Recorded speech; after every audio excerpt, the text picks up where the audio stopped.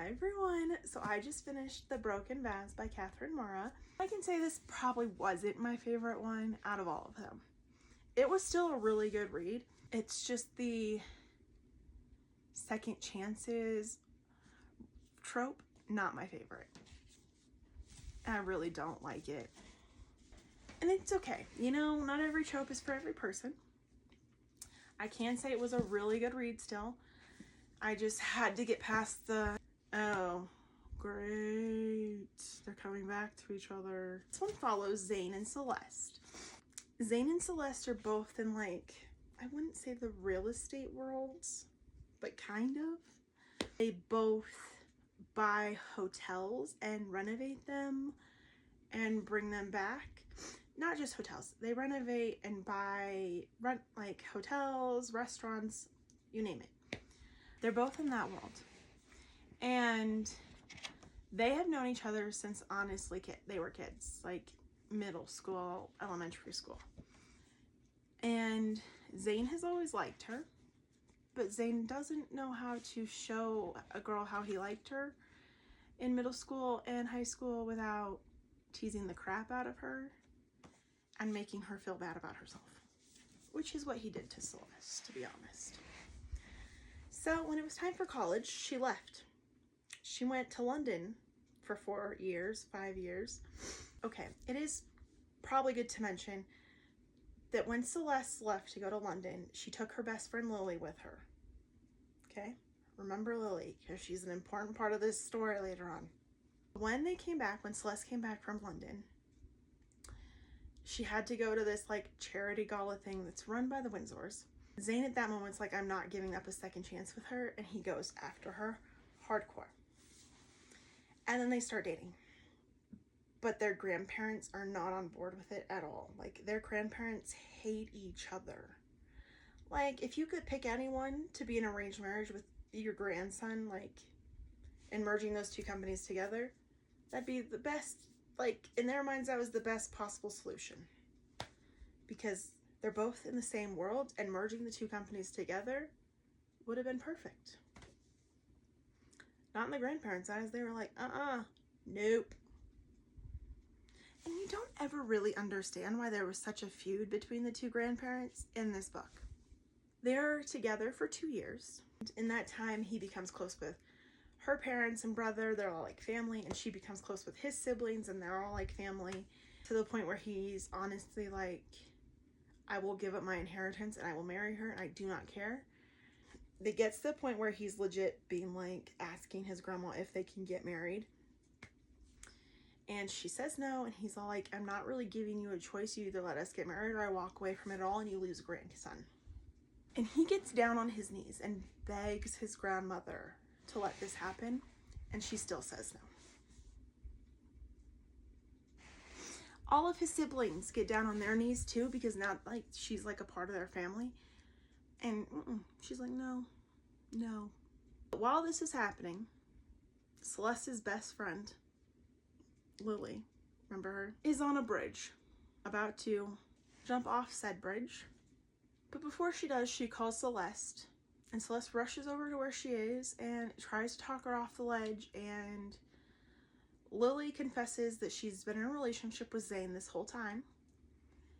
And the fact that Celeste is in a relationship and hearing about how they're going to get married and stuff has like made Lily really depressed, because now Zane's ignoring her and blah, blah, blah. Celeste takes that information and decides to ruin Zane's life. So she goes back to being in a relationship with him, but then starts digging into his company and then gets him arrested for corporate espionage. Like, girl, like, I know what that means. And pretty much tries to ruin his company publicly. Ruin it.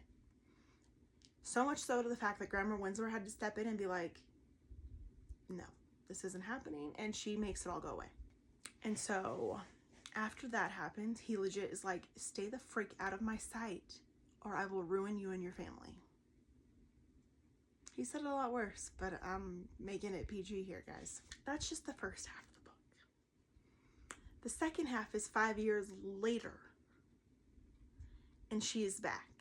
She moved away. She went internationally again. She left. She's back because her brother made something of himself, and now, like, she's not, like, totally scared that he's gonna ruin her family. But he ruined her company so much, the fact that she has to marry somebody in order to, like, gain the funds to help her company succeed. Like, he hardcore tried to ruin them. But before she can marry this other person, Grandma Windsor steps in. And like, Zane, you're getting married to Celeste, and we're merging the two companies, and I don't give two craps what you have to say about it. So they get married. They're forced to work in the same office together. They're forced to live together because all the rules still apply. They have to be married for 3 years. They have to live in the same house. They can't go 3 consecutive days without seeing each other, and they have to sleep in the same bed. They always say it's a thin line between love and hate. And for Zane, that is the truth. Thin line. Because he hates her, but he loves her at the same time. They've been married for a little bit when Lily's memorial comes up. And Celeste finds out that Lily has a personality disorder. And she has something else where it's like she believed that she was in a relationship with Zane even though they weren't. So, like, Zane would bring flowers into the office because that's what he does. Like, he grows flowers. He'd bring flowers into the office, and Lily would think they were for her because Lily works for Windsor, works for his company. They'd go out to, like, company lunches, and Lily would just think it was her and Zane at that lunch, everything like that. And in her brain, she honestly thought she was dating Zane, when in reality, she never dated Zane. And so Celeste has gone this whole time thinking that Zane has cheated on her with her best friend, even though now her best friend is gone. And so at one point in the relationship, Celeste is like, can we try to start over because I still love you and I've forgiven you? And Zane's all like, I don't know how many times I have to flipping tell you this. I don't need your forgiveness because I didn't do anything wrong. And that is the whole point of, like, us not being able to work. Which is really sad, but it's the truth. And he's all like, I can't trust you because, like, what happens the next time that somebody accuses me of being in a relationship, or, like, you think I'm cheating on you, and you, like, you're probably going to try to ruin my company again. If you want to know how it ends, you're going to have to read The Broken Vow by Catharina Maura. And even though it wasn't my favorite, I would still recommend reading it because it's still a good story. Like, she's such a great writer. She knows what she was doing. It pulls you in. You still feel bad for her, you know? Like, she believed her best friend, you know? It's sad. She didn't know her best friend had some borderline personality disorder that was gonna cause this rift between her and the man she loved, okay? She didn't know. So I would definitely recommend reading this. And thank you for watching my videos. I really hope you enjoyed this one, and I will see you in the next one.